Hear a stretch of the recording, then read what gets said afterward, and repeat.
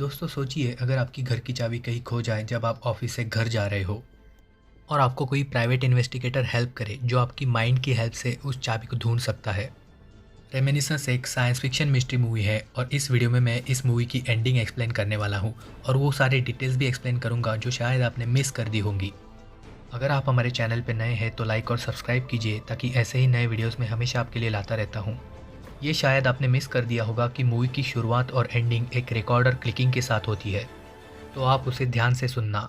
ये निक बैनिस्टर की डिवाइस है और वो क्लिकिंग साउंड इसी बटन से आती है। इस डिवाइस को यूज़ करता है मेमोरीज को लोड करने के लिए एक मशीन में और उसी मशीन का नाम है रेमिनिसेंस। तो निक मेमोरीज का प्राइवेट इन्वेस्टिगेटर है। लोग उसे पैसे देते हैं अपनी खूबसूरत मेमोरीज को दोबारा जीने के लिए या फिर कोई भी चीज़ ढूंढने के लिए जो आप भूल चुके हैं। कुछ लोग ऐसे भी हैं जो क्रिमिनल्स के माइंड से इन्फॉर्मेशन निकालने के लिए उसे पैसे देते हैं, लेकिन फिर भी उसका बिजनेस कुछ खास नहीं चल रहा है। वॉट्स भी उसे बताती है कि उन्हें सेविंग करनी स्टार्ट करनी चाहिए, क्योंकि अगर ये डैम कोलैप्स हो गया तो उन्हें रिलोकेट होना पड़ सकता है। आपने ये भी नोटिस किया होगा कि मूवी का जब टाइटल आता है और जिस तरीके से वो ब्लर होता है, रेमिनिसेंस की होलोग्राम में भी वही सेम टेक्नोलॉजी यूज़ की गई है।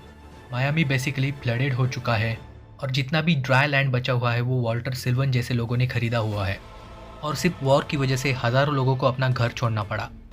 इसीलिए मूवी में बहुत जगह आपको कुछ पोस्टर्स और मार्किंग्स नज़र आती है।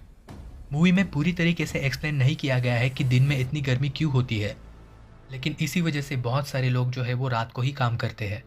ऐसा लगता है कि ये सब कुछ ग्लोबल वार्मिंग की वजह से ही हो रहा है। इसी वजह से दिन में इतनी गर्मी होती है और सी लेवल भी बढ़ चुका है। इस घटना के बाद जो वॉर हुई थी, निक और वॉट्स भी इसी वॉर में मिले थे। निक ये सोचता है कि पास्ट की वजह से ये सब कुछ हो रहा है और कुछ समय बाद उनको ये लगता है कि ये सब कुछ उनकी वजह से ही हो रहा है। निक की पूरी जर्नी के बारे में पता चलने के बाद ही हमें समझ में आता है कि उसके साथ एक्चुअली हुआ क्या था और वो किसे मिस करता है। रेमिनिसेंस मशीन की वजह से ब्यूटीफुल मेमोरीज को दोबारा जी तो सकते हैं, लेकिन और एक बात ये भी है कि पेनफुल मेमोरीज को भी हम दोबारा रिविजिट कर सकते हैं। मूवी की एंडिंग में हमें पता चलता है कि रिच लोगों ने कुछ ऐसे पॉर्स खरीदे हुए हैं जिनकी मदद से वो अपने दिन हैप्पी मेमोरीज को देखते हुए गुजार रहे हैं और यही सेम निक के साथ भी होता है। अब ये कैसे होता है इसके बारे में थोड़ी देर में बात करेंगे। निक को रास्ते पर एक क्वीन ऑफ हार्ट्स का कार्ड मिलता है। उसके ऑफिस के बाहर जो आदमी बैठा है उसे वो कहता है कि तुमने अपनी क्वीन को खो दिया। फिर वो आदमी उसे क्वेश्चन पूछता है कि क्या तुम्हें उसे फिर से ढूंढना है। दैट मीन्स क्वीन का मतलब है मैं, और ये वही लेडी है जिसके साथ निक इन्वॉल्व था। और जब ये आदमी निक को वो सवाल पूछता है उससे हमें ये पता चलता है कि कैसे निक ज़्यादातर वक्त मूवी में क्वीन को ढूंढने में लगा रहा है। क्वीन ऑफ हार्ट्स का मतलब है लव। दैट मीन्स निक जिस लड़की से प्यार करता था, और इस सीन का सिंपल मीनिंग ये है कि हम अपने प्यार को पाने के लिए कुछ भी करने के लिए रेडी होते हैं। अब निक का लास्ट नेम है बैनिस्टर। इस वर्ड का मीनिंग है ऐसी चीज जिसकी मदद से हम ऊपर जा सकते हैं, जैसे कि ये दोनों कैरेक्टर्स एक दूसरे की हेल्प करते हैं। क्वीन ऑफ हार्ट्स भी यही रिप्रेजेंट करता है, जैसे कि मूवी की बिगिनिंग में उसे क्वीन ऑफ हार्ट्स मिलता है और फिर मे के साथ पीस मिलने के बाद फिर से उसे क्वीन ऑफ हार्ट्स ही मिलता है। मतलब उसे वो बिगिनिंग में भी ढूंढ पाया और एंडिंग में भी। निक एक बहुत अच्छा आदमी है। वो अपने वॉर बडीज को फ्री सेशंस भी देता है, जबकि उसके पास पैसों की कमी है। अपनी मेमोरीज में वो नेकेड वुमन को भी नहीं देखता। एक क्रिमिनल को वो गोली लगने से भी बचाता है। बस वो कभी भी अपने पास्ट को भूल नहीं पाता है। उसे ये पता भी है कि पास्ट उसके लिए खतरनाक हो सकता है। ऑब्सेशन की वजह से वो कमज़ोर हो जाता है जब वो पहली बार मे से मिलता है। पहले आधे घंटे में ही हमें पता चल जाता है कि निक मे के साथ वो हैप्पी मेमोरीज फिर से जी रहा था। और मेमोरीज वर्ड में भी पहले 3 लेटर्स का मतलब है मे। जब पहली बार वो उसे मिलता है तब क्वीन ऑफ हार्ट्स की तरह ही वो भी रेड ड्रेस में होती है।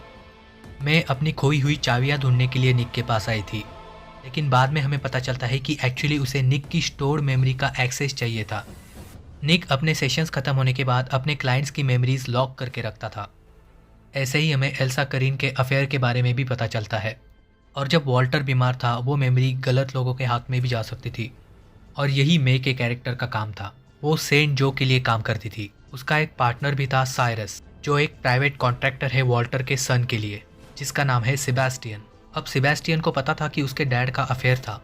एक सीन में हमें यह भी पता चलता है कि वॉल्टर ने सेबेस्टियन को अपनी मिस्ट्रेस को ढूंढने के लिए कहा था। वॉल्टर की मिस्ट्रेस का नाम है एल्सा। अब होता यह है कि सेबेस्टियन साइरस को हायर करता है एल्सा को मारने के लिए। एल्सा की मेमोरीज थी निक के पास और इसीलिए मे निक के साथ होती है, क्योंकि उसे एल्सा की मेमोरीज चाहिए। निक के करीब जाने के लिए वो निक के फ्रेंड से भी मिलती है और जब निक मे को कोकोनट बार में पहली बार देखता है तब वो उसके ग्रैंडपा का फेवरेट सॉन्ग भी गाती है। एक्चुअली ये सब करने से पहले उसे पता होता है कि वो सब कुछ गलत कर रही है और इसीलिए वो स्टेज पे जाने से पहले रोती भी है। मे को निक के लॉकर का कॉम्बिनेशन भी मिल जाता है, लेकिन निक को भी पता चल जाता है कि मे का प्यार एक धोखा है। निक भी चालाकी से साइरस के माइंड से इन्फॉर्मेशन निकाल लेता है। अब निक को पता चल जाता है कि एक्चुअली हुआ क्या था।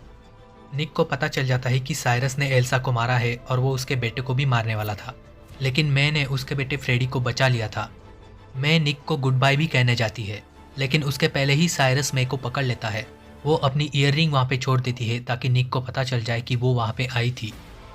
अब यहाँ पे साइरस मे से पूछता है कि फ्रेडी कहाँ है, ताकि वो फ्रेडी को मार सके और अपना काम खत्म कर पाए। लेकिन मे कुछ अलग ही करती है। उसे लगता है कि निक उसे ढूंढने ज़रूर आएगा और फिर वो साइरस तक भी पहुँच पाएगा। इसीलिए वो साइरस के मेमोरी में एक क्लू छोड़ती है जिसे सिर्फ निक ही एक्सेस कर सकता है।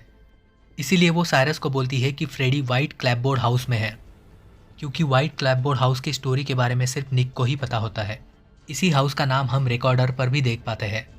यहाँ पर निक को मे की सारी सच्चाई पता चल जाती है और फ्रेडी को प्रोटेक्ट करने के लिए वो अपनी जान दे देती है। अदरवाइज साइरस उसे टॉर्चर करके मार देता था। निक को पता चल जाता है कि मैं उसको मिलने भी आई थी और एक छोटे बच्चे के लिए उसने अपनी जान भी दे दी। और अब निक डिसाइड करता है कि साइरस को वो मारेगा नहीं, वो उसे मौत से भी खतरनाक सज़ा देगा। मूवी देखते वक्त हमें ये पता चल जाता है कि किसी भी मेमोरी को बहुत बार देखने के बाद लोग उसी मेमोरी में हमेशा के लिए फंसे रह जाते हैं। मतलब वो एंडलेस लूप में चले जाते हैं। मतलब एक ही मेमोरी वो हमेशा के लिए जीते रहेंगे। ये वॉल्टर की वाइफ टमारा के साथ भी हुआ था, जब उसने वॉल्टर को बताया था कि वो प्रेग्नेंट है। निक साइरस के साथ यही करता है। जब साइरस का चेहरा जलाया गया था वो उसी मेमोरी को एंडलेस लूप में चला देता है। मतलब साइरस अब हमेशा के लिए यही मेमोरी जीता रहेगा जहाँ पे उसका चेहरा जल रहा है। निक सेबेस्टियन को भी गिरफ्तार करवा देता है अपने क्राइम्स के लिए। जब ये बात पब्लिश हो जाती है तब लोग भी क्राइम्स के खिलाफ आवाज़ उठाने लगते हैं। निक वॉट्स को भी गुड बाय कहता है। निक की वजह से सेबेस्टियन के क्राइम्स के बारे में पता चला, इसीलिए डीए निक को अलाउ कर देते हैं अपनी लाइफ हैप्पी मेमोरीज में दोबारा जीने के लिए। मतलब निक अब उन आलिशान पॉट्स में रह सकता है जो सिर्फ रिच लोगों के पास होते हैं। जब वॉट्स बूढ़ी हो जाती है तब वो निक से दोबारा मिलने आती है। वो वही ब्लू फ्लावर्स लेके आती है जो मैं भी निक के लिए लाई थी। वॉट्स अपने ग्रैंड डॉटर को भी साथ में लेके आती है। इसका मतलब उसने अपने बेटी के साथ के इश्यूज़ भी ख़त्म कर दिए थे। मतलब निक ने जो उसे आखिरी एडवाइस दी थी वो उसने मान ली। और ऐसे ही मूवी की हैप्पी एंडिंग दिखाई गई है, जहाँ पे निक हमेशा के लिए मे के साथ हैप्पी मेमोरीज गुजार रहा है और वॉट्स भी अपने लाइफ के साथ हैप्पी है और मूवी मे के मेमोरी के साथ ख़त्म होती है। यही सेम सीन मूवी में 2 बार दिखाया गया है, एक बार बीच में और एक बार एंडिंग में। इस मेमोरी में मे ऐसी स्टोरी के बारे में पूछती है जिसकी एंडिंग हैप्पी हो और फिर निक उसे बताता है कि हैप्पी एंडिंग जैसी कोई चीज़ नहीं होती।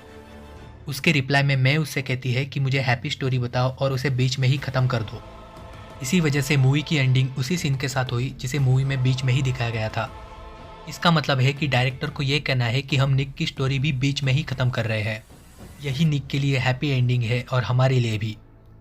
मतलब ये स्टोरी हम मिडल में ही ख़त्म कर रहे हैं ताकि हमें वो हैप्पी एंडिंग मिले। और फिर मूवी भी वैसे ही ख़त्म होती है जैसे वो शुरू हुई थी। रिकॉर्डर के क्लिक के साथ इमेज ब्लर होती जाती है और फिर ब्लैक हो जाती है, बिल्कुल जैसे स्टार्टिंग में रेमिनिसेंस टाइटल के वक्त हुआ था, बिल्कुल मेमेंटो मूवी की तरह। यहाँ पे भी डायरेक्टर यही चाहते हैं कि हम बिल्कुल निक की तरह ही फील करें। तो दोस्तों मुझे कमेंट्स में लिख के ज़रूर बताइएगा कि मूवी आपको कैसी लगी। ये वीडियो देखने के लिए बहुत बहुत धन्यवाद दोस्तों। अगर आप चैनल पर नए हैं तो लाइक और सब्सक्राइब कीजिए, क्योंकि ऐसे ही नए और यूनिक वीडियोज़ मैं हमेशा आपके लिए लाता रहता हूँ। आपका और आपके परिवार का ख्याल रखिए। मिलते हैं अपने अगले वीडियो में, तब तक के लिए बाय बाय।